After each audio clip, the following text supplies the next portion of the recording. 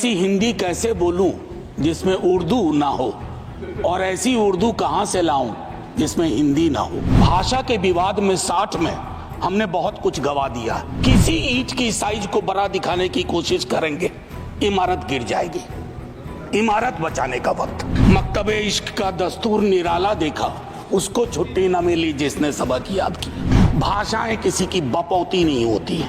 ये मध्ययुगीन व्यवस्थाओं की महामारी है जो आधुनिक चोला पहन चुकी है। इस चोले को उतरवा के फेंकवा दीजिए, अन्यथा बहुत मुश्किल होगी। कोचिंग इंस्टीट्यूट फ्लरिश कर रहे हैं, बार बार परीक्षा पैटर्न, पेडागॉजी, सिलेबस में बदलाव। बच्चों को हमने गिनी पिग्स बना के रख दिया। अद्भुत विसंगति है कि औरंगजेब पे टिप्पणी तो सदन से बाहर, और महात्मा गांधी के हत्यारों का महिमा मंडन तो सदन के अंदर। सब मेरे चाहने वाले हैं, मेरा कोई नहीं। सब मेरे चाहने वाले हैं, मेरा कोई नहीं।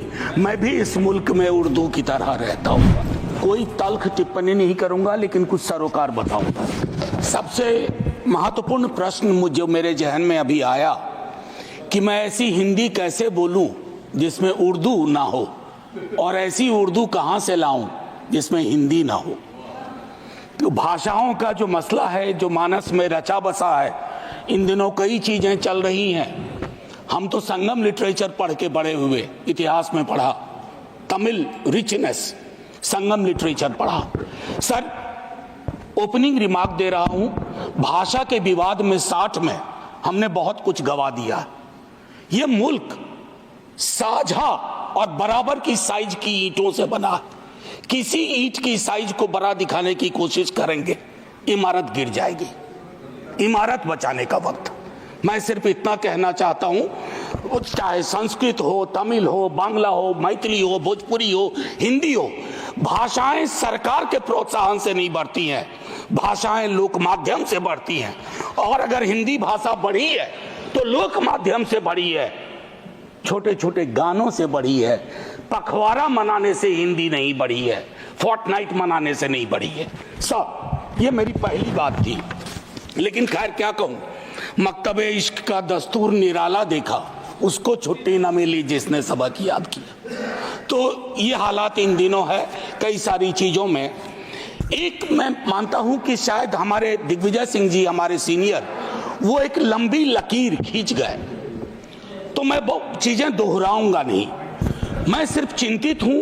मैं इससे पहले के एजुकेशन पॉलिसी का क्या हश्र था नहीं जानता, लेकिन इस सदन में न्यू एजुकेशन पॉलिसी पे व्यापक चर्चा नहीं हुई है। सदन को इससे महरूम करना क्या ये उचित है? मैं ये सवाल छोड़ता हूं सदन के विवेक पे और सरकार के विवेक पे। सर, इस पूरे दस्तावेज में कई मिसमैच हैं। दस्तावेज की शक्ल और वैचारिक रुझान की, पेडागॉजी और टेक्नोलॉजी के मिसमैच की, लैंग्वेज को लेकर के एक बात मैंने कह दी, उसी को थोड़ा खुलासा करता हूं। सर, मदर टंग वाली बात बहुत बेहतर है कि 5वीं क्लास तक मदर टंग में शिक्षा दी जाए, लेकिन हम बाबा साहब भीमराव अंबेडकर को याद करें। उनके वक्त में जो सच था वो आज भी सच है, क्योंकि सोशल इकोनॉमिक मोबिलिटी के लिए अंग्रेजी एक भाषा है, उसके प्रति दृष्टिकोण भी हमें साफ करना होगा। भाषाएं किसी की बपौती नहीं होती है। भाषा लोक जीवन से उभरती है, और भाषाएं लोक जीवन को समृद्ध करती हैं। अब doubling the gross enrolment ratio की बात हुई 2035 तक संभवतः इस दस्तावेज में, तो उसमें मुझको लगता है कि उस हिसाब से अगर इसको अचीव करना है तो प्रति सप्ताह 15 वर्ष तक नए विश्वविद्यालय खोलने होंगे। अब आइए सर, मैं एक महत्वपूर्ण विषय पे आता हूं, और इस विषय पे संभवतः मैं 50 बार बोल चुका हूं। सर, एक चीज होती है एनएफएस, ये एकलव्य ढूंढने का नया तरीका हो गया, नॉन फाउंड सूटेबल। मैं नहीं कह रहा, कमिटी कह रही है, committee on welfare of schedule caste and schedule tribe. उन्होंने कहा जो ये स्टीरियोटिपिकल रिस्पॉन्स आता है कि सूटेबल कैंडिडेट नहीं मिले, ये बिल्कुल गलत है सर। कमेटी ने कहा ये एक्सेप्टेबल नहीं है।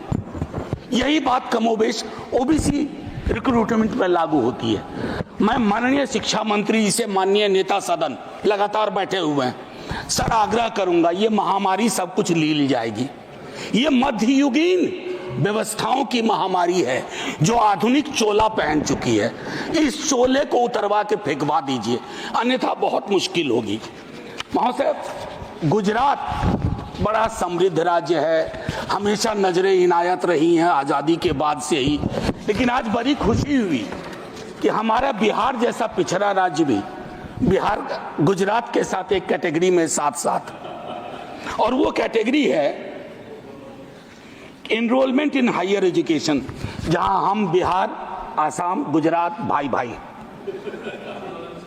बस ये एक चिंता का विषय था, मैंने कह दिया। और नीति आयोग की भी इसमें स्कूल एजुकेशन को लेकर के कुछ महत्वपूर्ण टिप्पणियां हैं। अब महोदय, मैं एक आध मिनट ले लूं तो माफ कर दीजिएगा आज। Please spare me 1 minute extra if it is possible. Sir, priorities clear होनी चाहिए, कोई भी सरकार हो। आप एजुकेशन से क्या उम्मीद करते हैं? वो जो प्रीलिम सेट की बात की थी ना ऋतव्रता ने, वो हमारा एक नजीर होना चाहिए। और मुझको लगता है कि सार्वजनिक क्षेत्र के विद्यालयों, मैं एक सरकारी स्कूल का पढ़ा हुआ हूं, हिंदी मीडियम से पढ़ा 10वीं तक। 11वीं में अंग्रेजी से पहली बार राब्ता हुआ। सर, मुश्किल आई, क्वींस लैंग्वेज की अपनी दिक्कतें हैं, लेकिन सर सरकारी स्कूलों के, मैं अपने ही स्कूल को आज जब वापस जाके देखता हूं, क्या बना के रख दिया हमने।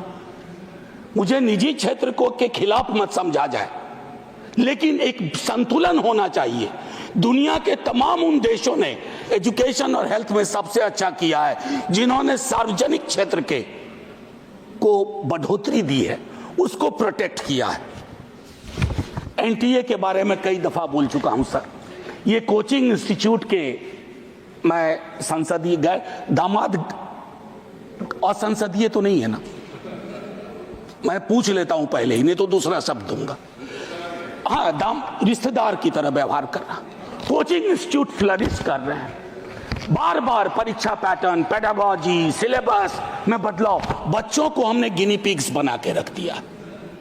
मैं दिल्ली विश्वविद्यालय में हूं सर, नामांकन की पद्धति बदल गई है, लेकिन मैं देख रहा हूं अब 8वीं 9वीं क्लास से बच्चा स्कूल एजुकेशन को छोड़ करके एनटीए की कोचिंग ले रहा है कि सीयूईटी क्वालिफाई करना। ये स्ट्रक्चरल प्रॉब्लम है। बस सर 1 मिनट, शिक्षा के संस्थान वैचारिक युद्ध क्षेत्र हो गए हैं सर। मैं टिप्पणी नहीं करना चाहता, घनश्याम जी ने कही एक बात सर, कोई टिप्पणी इस तरह की नहीं कि वामपंथी रुझान, मुझको लगता है कि कांग्रेस के साथ दिक्कत पता नहीं क्या थी, उन्होंने वामपंथियों को तथाकथित, हालांकि उसमें मेरिट नहीं है, ढूंढा, लेकिन सर दक्षिण पंथी वैचारिकी का अड्डा बनते जा रहा है।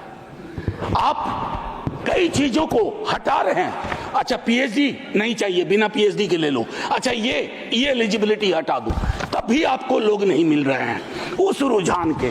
तो मेरा मानना है कि इन और शिक्षकों की स्वायत्तता में बहुत कमी हुई है। मैं प्रोन्नति के सवाल पे 100 चीजें कह सकता हूं, अपॉइंटमेंट पे 100 चीजें कह सकता हूं।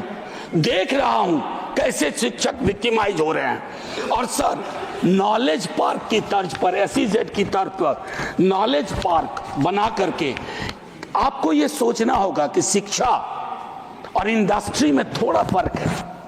इसको उद्योग और सिर्फ निवेश की नजर से मत देखिए, क्योंकि इसका पहले नाम था ह्यूमन रिसोर्स डेवलपमेंट। भले नाम बदल गया हो, लेकिन उस संकेत को याद रखा जाए।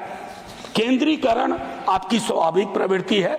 जब बड़ी सत्ता आती है तो हर किसी को लगता है कि इसको मुझको हथिया लेना चाहिए। नैक के बारे में विस्तार से हमारे दिग्विजय सिंह जी बोल चुके हैं। ऐसे लोग आप बिठाते हैं, ऐसी व्यवस्थाएं होती हैं।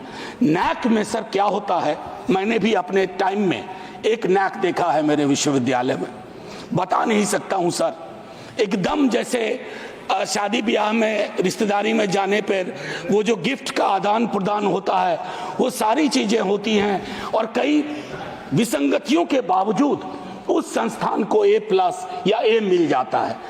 रिविजिट करिए, धर्मेंद्र, माननीय शिक्षा मंत्री जी से कहूंगा, शिक्षा मंत्री और रेल मंत्री सबसे डिफिकल्ट काम है इस देश में। आप एक महत्वपूर्ण पद पे हैं। मैं आपसे कहूंगा, आपकी सरकार नहीं होगी लेकिन इस नीति का प्रभाव रहेगा।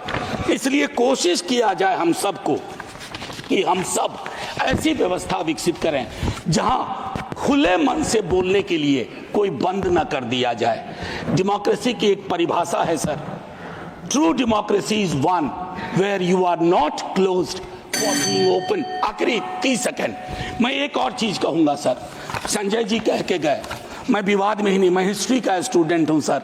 कभी उस पर बहस होगी मुगल सल्तनत और अन्य रूलर्स पे तो विस्तार से बोलूंगा, लेकिन आज एक टिप्पणी करता हूं सर। इतिहास के बासी पन्नों में जा करके अगर हम आज की चुनौतियों में पर्दा डालने की कोशिश करेंगे, उन बासी पन्नों के नायक और खलनायक आपकी चुनौतियों में आपकी मदद नहीं करेंगे।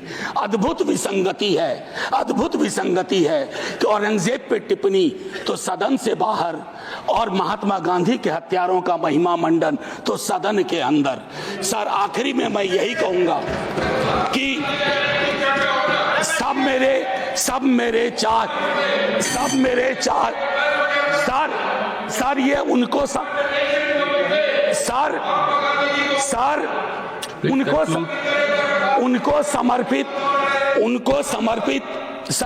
समर्पित जिन्होंने उर्दू पे कुछ अल्फाज पेश किए थे। सब मेरे चाहने वाले हैं, मेरा कोई नहीं। सब मेरे चाहने वाले हैं, मेरा कोई नहीं। मैं भी इस मुल्क में उर्दू की तरह रहता हूं।